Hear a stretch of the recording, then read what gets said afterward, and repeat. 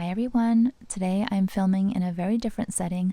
I'm actually sitting in the woods by myself. Yes, I came for a solo weekend trip, staying in a tiny little house in this beautiful, serene setting.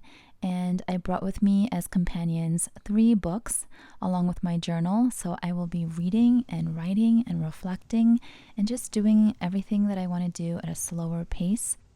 I really wanted this time to find my own voice, find my own thoughts, reconnect with myself, and recharge. The first book that I want to share with you is titled Die with Zero: Getting All You Can from Your Money and Your Life by Bill Perkins. So this book has been on my radar for a while, but I deliberately sidestepped it many times, meaning every time I saw it online or in a bookstore, I would roll my eyes and walk away. I have read so many personal finance books, so many self-development books, and I'm usually very open-minded when it comes to a variety of different titles from different authors. But this one, for some reason, really just kind of rubbed me the wrong way. And I realized it was the title. We always say don't judge a book by its cover, but I was totally judging this book because it says Die with Zero. I come from 2 immigrant parents who immigrated from Korea to the United States in their 20s. They hustled, and they gave me and my sister an amazing life, but we were always very aware that they sacrificed so much, and everything was about building security, financial security, and being able to have just enough to provide all the necessities and send us off to college and things like that. So I always thought I will do better and hopefully set up my kids to do even better. And that's what generational progress really looks like. So again, this title was like, that's not what I want. My parents didn't sacrifice so much for me to give me a better life so that I can mess it all up by dying with zero. I also assumed that the author, Bill Perkins, must have no kids. I thought only a childless man would write a book about dying with zero, because how could you want to die with zero if you have children?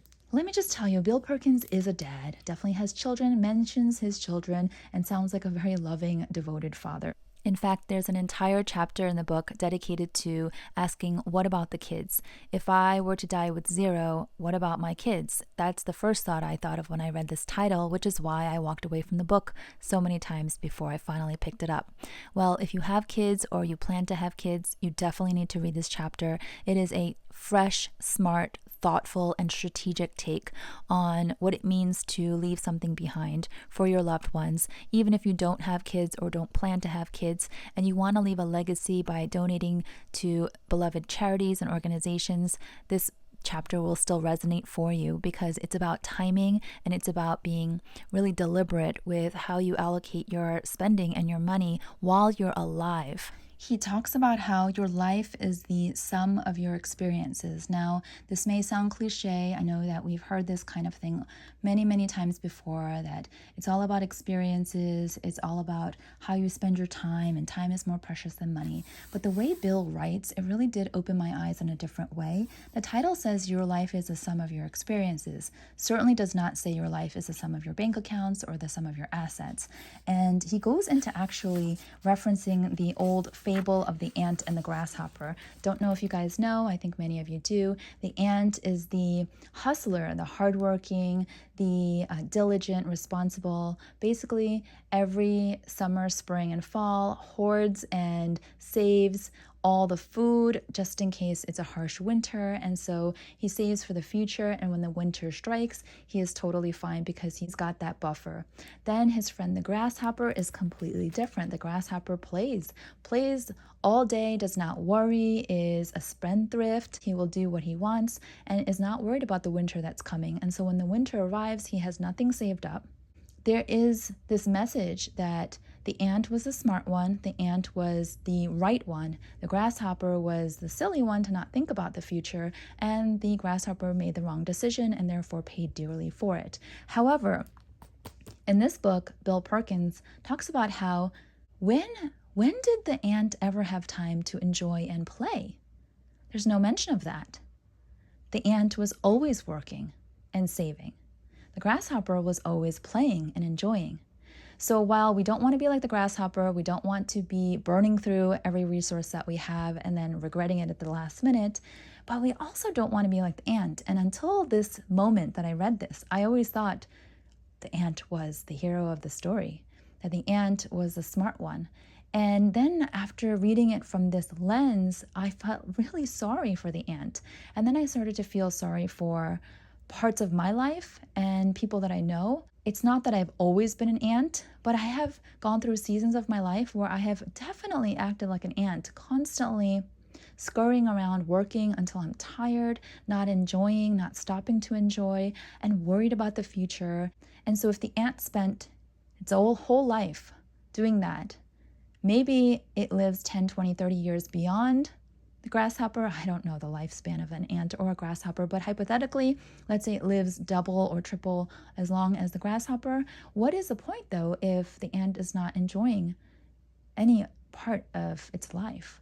So that's just a really simple illustration of how this book kicks off to kind of frame it for you. So the book doesn't matter if you're young, middle-aged, older, retired, divorced, single, married, kids, without kids. This book is very relevant, but really the key is it's for those who feel that, like if you already feel that you work hard and you're pretty diligent with your savings and investments, and you feel like sometimes you go off on the deep end by doing that too much, and people in your life tell you like, hey, loosen up, enjoy your life, take a break, take it easy. I have people telling me that all the time, my friends and family. If you feel that you are that person, this book is for you. Because there are so many finance books out there that talk about how you need to clean up your finances and get out of debt and learn to save and, figure out how to invest and grow your money. And I am so passionate about financial literacy and financial empowerment. You guys know that. But I will say this book is definitely an outlier. If you ask yourself, like, when is it ever going to end? When do I get to stop and smell the roses? When do I get to stop and enjoy? Do I have to work forever? Do I have to save and invest forever? Is this just a hamster wheel that never stops?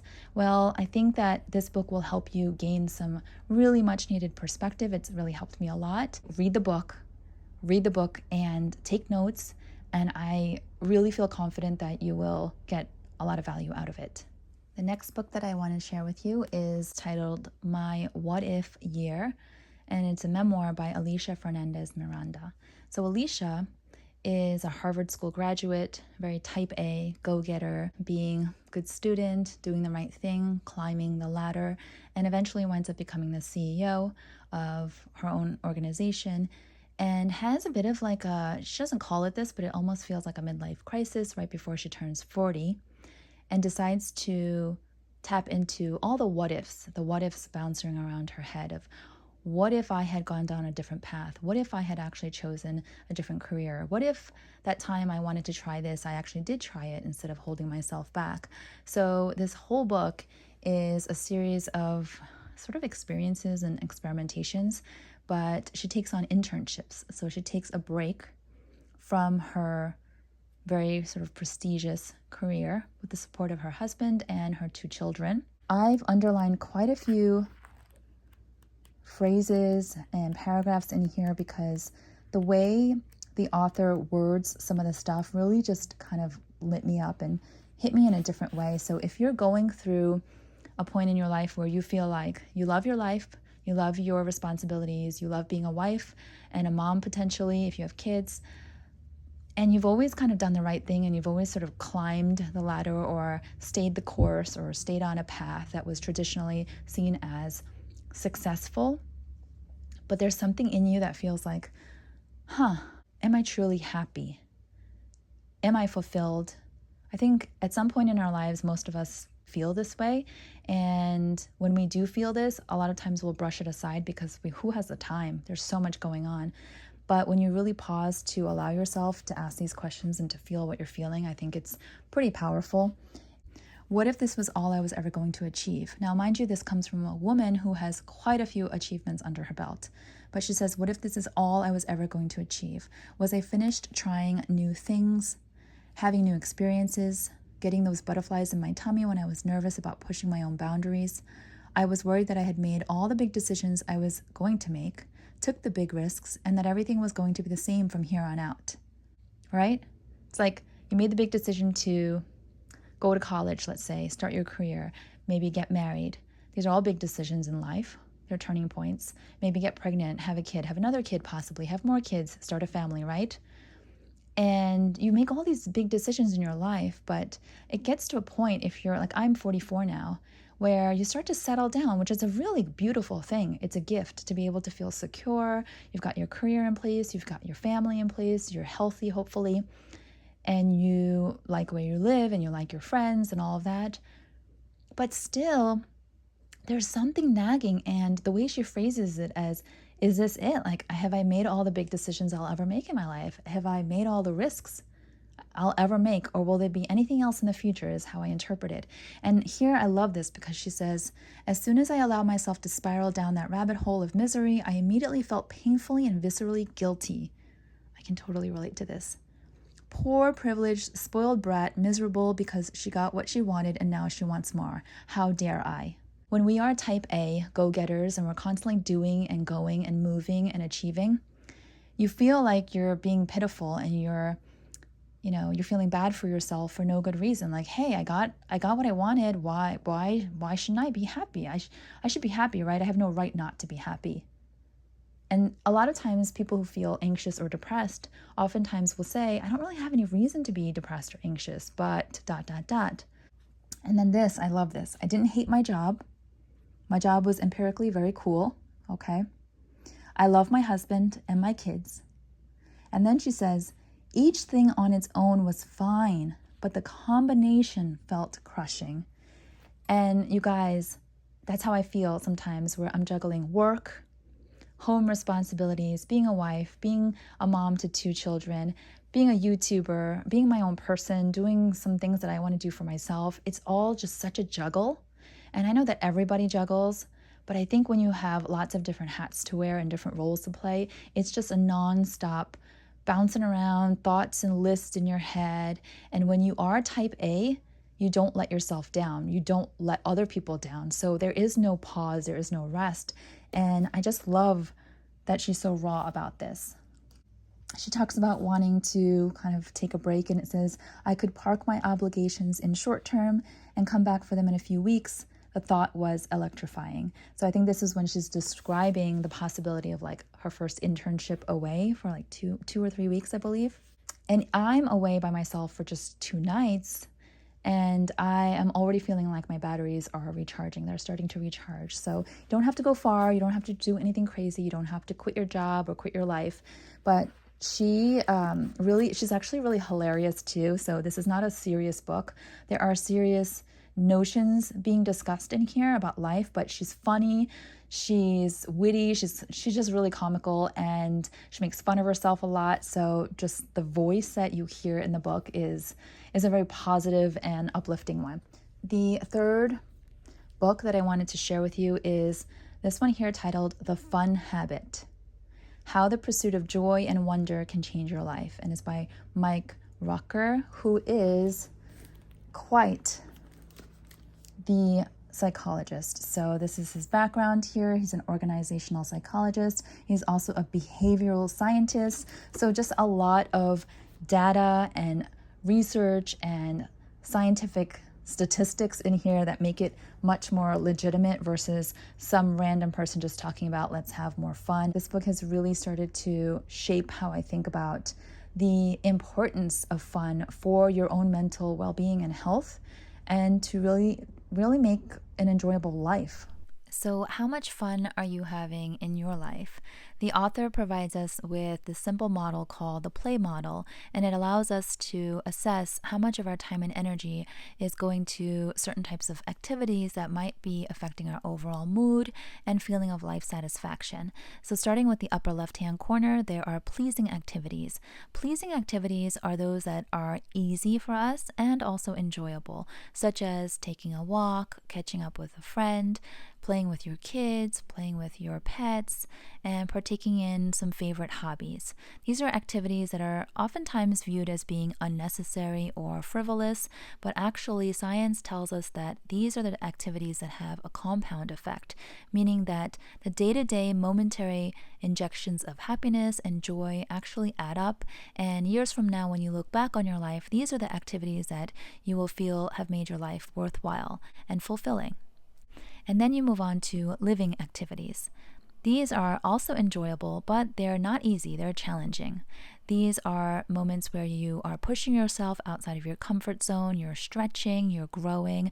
It could be mastering a new skill, learning a new language, tackling a difficult project at work, overcoming a barrier or a challenge that has been persistent in your life, overcoming either fears or shyness or intimidations or anything that was holding you back, really pushing yourself to get beyond that. It's like climbing the mountain and then finally seeing the beautiful views at the peak. That is the feeling. So there is risk, but there is reward. And the book tells us that the payoff is usually significant. And it's the type of fun that makes us feel truly alive. And then you have agonizing activities. These are also challenging, but they bring us little to no joy. So these are usually tasks that have to get done, even if they're unpleasant, even if they're not exciting and you don't want to do them. Life is full of these types of tasks, and so they might be domestic responsibilities, they might be work responsibilities, it might be just doing your taxes every year and staying on top of things that are pretty mundane. That is part of life, right? So a portion of our day-to-day will be filled with agonizing activities, but not too many, I hope. And then finally, there are yielding activities. These are activities that are easy. So they're easy, just like the pleasing activities are easy, but unlike the pleasing activities, yielding activities are just there to simply zombie us. They pacify us. I'm talking hours of scrolling online, mindless social media consumption, TV channel surfing, just not thinking, being not present, basically, whatever the opposite of being present is, and just zombie state. That's how I would describe it. The author actually says that most of these yielding activities simply feed into the nothing. What is the nothing? I think innately we know what the author is talking about. There are certain activities that are just there to help us zone out, and they're not meaningful in any way. They don't shape our lives. Sometimes they suck pleasure from our lives, and this is the nothing. And so it would be interesting to audit our lives and see how much time and energy we're spending in each quadrant and where we can make some positive shifts and rebalance. I'm certainly going to go through this exercise for myself. I will link all three of these books down below in my description box if you're interested in checking them out. If you happen to have access to a local library, you might want to see if they're available there. But I know this was different kind of content, you guys. If you watched all the way through, leave me a book emoji down below so that I know, and maybe I'll experiment a little bit more and add this kind of content into my channel going forward. I'm still going to do luxury fashion. I'm still going to sprinkle in some personal finance, but you guys know I'm a huge book lover. It's my number one hobby. My favorite thing to do is to read, and I've talked a lot about it on my Instagram, but not so much here on my YouTube channel. So leave me a comment. Let me know what you guys think, and thanks so much for watching. I'll see y'all next time. Bye-bye.